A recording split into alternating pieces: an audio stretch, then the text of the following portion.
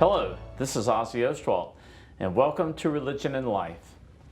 Religion has always played a role in defining one's culture, but what happens when a person's religion and a person's culture don't exactly match up? My guests today, Laura Byrch and J.B. Byrch, work in various religious mission fields and are motivated by their commitment to combat poverty and cultural insecurity as a religious calling and a faith imperative. They're here to tell us about their work. Welcome to you both. Thank you for taking time out of your busy schedules to come and meet with us today. Thanks. Both of you are, well, you're married to begin with. You're kind of a power couple in Boone in terms of ministering in the area. Both of you are involved with ministries that I would call unconventional in some respects. So maybe if you could just describe for our viewers what it is you do and how you go about your work, and maybe Laura, you could start because you're actually connected to a local church, Boone United Methodist Church, and I believe your title is something like Pastor of Community Engagement. Is that That's correct? right. All right. So that's not always a staff position with a church. So maybe you can describe a little bit what it entails to be the Pastor of Community Engagement. Sure. Yeah. So as pastor of community engagement, a big part of my role is trying to help the church with various partnerships, both in our local community as well as some different regional and international partnerships that we have, and helping foster connections through those and helping church members engage with those, and really just stay informed about what's going on with all of those different ways that our church is involved in the broader community and world. And then as part of that, I also get to spend a lot of my time in the neighborhood where JB and I live, being present and building relationships with people in our neighborhood. So it's an outreach ministry in essence, and one might even say ministry of missions. Now, I want to talk about that word a little bit later, but it's, I guess your role there is to be a bridge of sorts between the church and, as you said, the local community and the broader global community. Yes. Excellent. And JB, when I asked you earlier about your position, you called yourself a rogue minister. So maybe you can describe just a little bit about your role in the community. Sure. You're not connected to an official religious organization at this point, but you still, as I understand what you do, you still consider it very much a calling to religious ministry. Yeah. So, I mean, really early on in my life, I felt called to what we call missions, and that developed over time. And as a college student, that kind of took the shape of feeling called actually to be here. And where that led me was feeling led to the trailer park, and started 10 years ago a group that the boys named Boys Night. And it's not just one night or an event, but originally it was. And my most favorite way of describing what I do was most recently coined by one of the kids. He said, "I'm the stay-at-home boys' night dad." So we live in Bradford Trailer Park, which is kind of the hub of our ministry. It's not the only place where we do ministry, but it's the hub.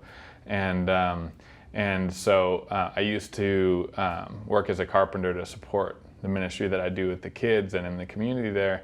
And then, and now that's what I do full time. So there's multiple times that I programs with kids throughout the week, and especially during the summer, trips and different things like that, and in the community. And I want to get back to one of those summer trips that you mentioned, but Laura, you were talking with me earlier about one initiative that you began, I guess, this summer, right? And it was an outreach program of the church, and it was a literacy program of sorts. Maybe you can talk a little bit about that as an example of how your role in your church is seeking to provide outreach to the community. Yeah. So we were fortunate enough this summer to get a grant from the Duke Endowment, which helps fund ministries. Particularly the grant we got funds rural churches in their work, and they have started a big initiative focusing on early literacy. And so we have a wonderful resource in our church of lots of folks who are educators or retired educators, and some of those folks had gone down and visited another similar program that had been started several years ago by the Duke Endowment, and it was in Statesville, and they got excited about it and got together a group of people from the church to write a grant and to plan to launch that this summer. And so this summer we were able to serve 19 rising first graders, and they were all identified by their teachers and recommended by their teachers. And so we worked very closely with the public school system to recruit the students, and then the school system also helped provide breakfast and lunch for the students during the 6 weeks of the program. And it was a very full 6 weeks. The students were there for full days, Monday through Friday, and they had 3 hours of literacy instruction each morning, and then in the afternoon had enrichment activities. So they got to take field trips to the library and the Blowing Rock pool, and they had the Wildlife Center from Lees McRae came and brought some animals. Some local biologists brought some animals for them, and it was just a really neat way for students to not only not lose ground in the summer, because a big thing that educators talk about is the summer slide, especially when kids are young. They, during that summer break, if they aren't reading and really maintaining those skills, then they can, there can be a big gap when they start back to school. Same thing happens to our college students. I think the summer slide.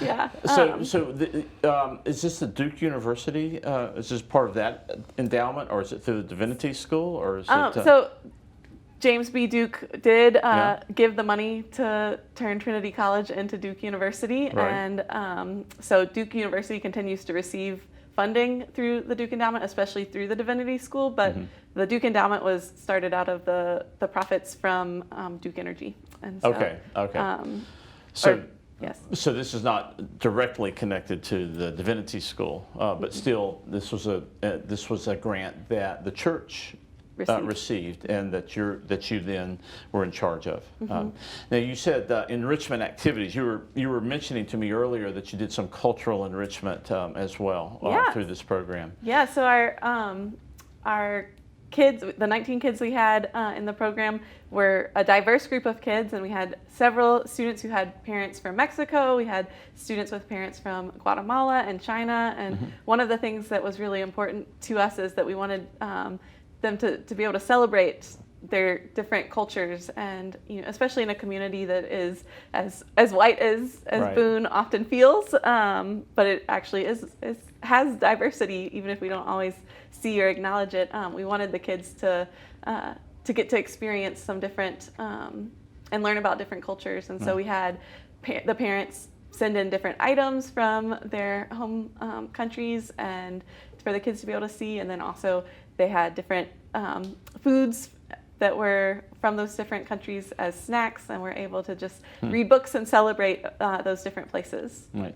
Yeah, I used a phrase in the introduction, cultural insecurity, and I think it's a phrase that describes a situation where, in this case, vulnerable communities, kids who are in a culture that is dominantly something else, have difficulty maintaining connections with their own religions, their food traditions, and so forth. So it sounds like this is a kind of direct way of helping these vulnerable kids to maintain a meaningful connection with their own culture.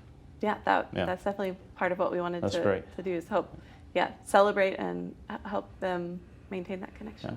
And JB, you discovered another way to do this over the summer as well. So while Laura was helping these kids with literacy, you were off traveling, I think. Tell us a little bit about what you did, and again, in this kind of spirit of addressing cultural insecurity. Tell us about your trip this summer. Yeah, so we took another adult and I, our friend and coworker Kayla, took 4 teen boys. We took a 15-year-old, a 16-year-old, 2 16-year-olds, and an 18-year-old who had just graduated high school to Mexico, all of whom have at least one Mexican parent and who haven't been in recent history to Mexico. And really were ultimately disconnected from their Mexican culture.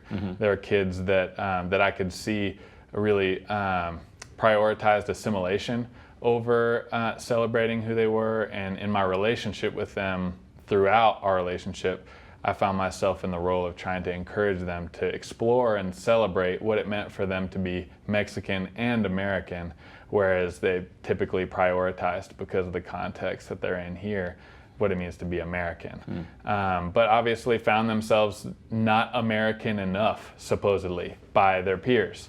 And we're constantly reminded of that every day, and still are in school.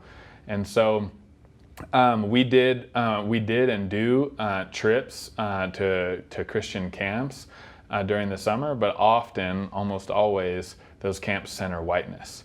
And so it was a spiritual conviction for me that if we were going to center white Christianity, that we needed to center Mexican Christianity as well, being a ministry. Right. And so that was kind of the original impetus for this trip. And so when we went, we did it in partnership. We're Methodist, so we did it in the partnership with the Methodist Mexican Church, and we had a Mexican Methodist pastor, her name was Sonia, lead the trip. And this is a borrowed itinerary from a Duke Divinity School trip for pastors in training to explore what Mexican Methodism and culture looks like. And we made some modifications, but we got to go to way too many Methodist churches for the kids. Right. We went to, in 9 days, 4 church services. And so, that was Sunday or the Sundays. And then we got to go to the Basilica of the Virgin of Guadalupe. We got to go to the Museum of Anthropology and Culture. We got to go to a pyramid, Teotihuacan.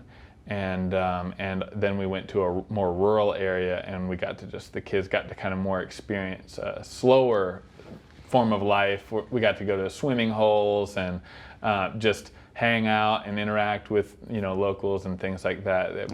By the end of our time in Mexico City, they were tired of the city. I like the, and I want to see, we've got a few pictures here we'll pull up on the screen behind us and take a look at, and you can comment on them. But while we get those photos up, I like the way you said that you felt a spiritual conviction to center Mexican Christianity. And that seems like a paradigm, really, a model for this sort of activity in the future. I bet this is not the last trip you take to Mexico with these kids. Yeah, we're hoping to do it again maybe in 4 years. Okay. Well, we've got some really nice photos here. This is, well, you tell me what this is. It looks like a Catholic cathedral. Yeah. So you were not only dragging your kids to Mexican Methodist churches, but tell me about this basilica here. Yeah, so this is the older Basilica of the Virgin of Guadalupe. And the Virgin of Guadalupe, there is kind of an epic lore around how the image came to be and came to us, but the image is of the Virgin Mary. And so there's a long story that, we could spend a whole probably show on that story and what it means to the culture, but this is a national holy site, a site of pilgrimage, and this is the older basilica right next to a newer, more modern basilica, and there's chapels and there's gardens and there's all sorts of kind of holy places in this area that people travel to and spend time in. So there's some interesting things here, and one thing that you said struck me. There's this kind of interesting mixture in Mexico between the Catholic Church as an official institution and this more kind of popularized form of devotional Catholicism, you might call it, where there's focus on the Virgin or apparitions, Marian apparitions. We'll go to the next one, but before we do, I want to point out this kind of very interesting crucifix of a dark skin, I suppose, depiction of Christ crucified, which points out again the kind of cultural complexity that's going on here. All right, let's go to the next image. We have here is a pyramid, and is this Teotihuacan? Teotihuacan, So tell me a little bit about what's going on here and how your group reacted to seeing this complex. Yeah, this was definitely one of their favorite, one of our favorite spaces. And it's hard to imagine that there was a time where this had to be discovered. I mean, because it had been completely lost to the mind and the imagination and the memory even in Mexico because of colonization. But yeah, you can see it's a really vibrant place. You can kind of you can almost imagine street vendors and homes would have been built on those smaller platforms, and you see a temple at the end of the road there, and then there's even one to your right. So there are these two huge temples, and we learned that this was all of this was one building project. It wasn't over centuries, Right. little expansions. It was all a part of one building project from start to finish, and this at one point was a center of an empire in Mexico, a consolidated empire of many tribes. So this really speaks to an advanced civilization, Yeah. an extremely advanced civilization. Absolutely. So you're really you're introducing these kids, these teenagers, to the way Christianity exists in their home culture, to the history of Catholicism and colonization, and then to this kind of very interesting historical evidence of an advanced lost civilization. Yeah. This would be the Aztec Empire, I suppose. It's incredible. Let's look real quickly at a couple more, and then because I want to get back to Laura, I don't want our time to run out. I have some questions I want to ask her. This beautiful painting or mural here. Maybe just quickly comment of what this is, where this is, and what it's depicting. Yeah, so this is in a castle in Mexico City, which was actually, so what we celebrate in the U.S. as Cinco de Mayo is not the equivalent of our 4th of July. It's kind of more of the equivalent of the Mexican Civil War. So there were Mexicans who wanted a French monarch to be installed, and there were Mexicans who did not. And so this castle that this painting is in is actually would have been the monarch's castle. And so you can see Benito Juarez, who is a famous figure in Mexican history, and I believe he was, if not the first, one of the first democratically elected Mexican presidents, and yeah, really important. You can see it's a battle there. So maybe just quickly look at the last two photographs. Yeah. I think they're depictions of Aztec culture and religion beyond this one, and that just indicates again the kind of scope that your trip took. This is depiction of the sun, a calendar of sorts, and then the last one, again, a very elaborate kind of carving. Yeah. So that's an incredible trip, and I know this must have been a life-changing trip for the boys in your group. Yeah. When I asked them to kind of reflect on it, the way that I heard that they got the point of the trip was two brothers, not in each other's hearing, separately, but almost said the same thing. That they were like, I learned that Mexico's pretty much like the United States, but completely different. Yeah, that's right. And the way that I would ask them and say, do you mean that it's not worthy of any less respect than the United States?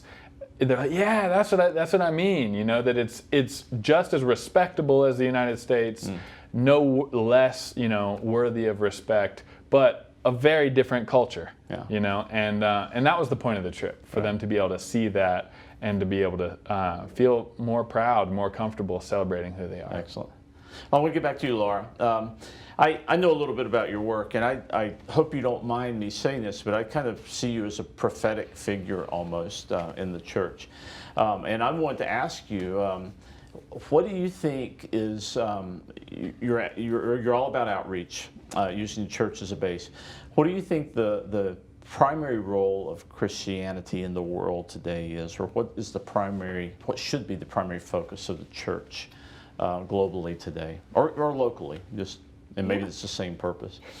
Yeah, I mean, I think as I think about what it means for the church to be in a community and in the world, that part of what our role is to reflect what we believe God, if we believe that God's laid out for us in Scripture what God's dream for the world is, that it would be a place of justice and equity, and a place where all have what they need, then part of the role of the church is to live that out and to help bring that into reality here and now. Right. And so as we do community engagement, that's a lot of what I see as our role, is to start living into that new reality of God's kingdom here and now. So it's a vision of God's kingdom, focusing on words like equity, justice, inclusivity, and these are poverty alleviation. These are the things you're really passionate about. I guess, does the church I don't know how to say this. How successful is the church today globally in addressing these situations? I mean, as I look out, I see a lot of reason to hope, and I see a lot of reason to say we still have a lot of work to do. Yeah. That there are pockets of people who are really trying to embrace this and who are living this out, and then there are also places where that's not quite the vision. And this, I know you were gonna maybe ask later about why some folks, especially maybe millennials, are sometimes disconnected Right. from the church. And Yeah. one of the things actually yesterday in church that we were talking about was that sometimes it feels like the church is silent on especially issues of injustice and issues that are facing our world and our society, and that can sometimes be a big deterrent. That it seems irrelevant. If Right. the church is only concerned about what's happening inside its walls, then there's, for some people, it feels like not a lot of reason to connect there. Yeah. Well, that sounds to me like a new kind of, well, not a new kind of mission work, but a kind of reimagining missions. At least when I was growing up, it was all about evangelism, and this is a way of addressing practical problems across the world. And hopefully that's the kind of mission work that millennials will catch on to, but we'll just have to have you back because we're out of time and we can't address that question. But I just wanted to say I'm very impressed with the two of you. You're doing such different things, but it's kind of like you're completely different but alike, right? Like you're coming from a center of faith. You're addressing these problems of poverty, food insecurity, cultural insecurity, and I applaud you. You're doing great work in the community. And thank you for taking time just to come and talk about it. It's been very enlightening. And thank you for joining us this week on Religion and Life. I hope you'll be back next week. My guest, Dr. Cheryl Clausen, will talk about the importance and function of pilgrimage in religious faith. So join us in. And until then, this is Ozzie Ostwalt.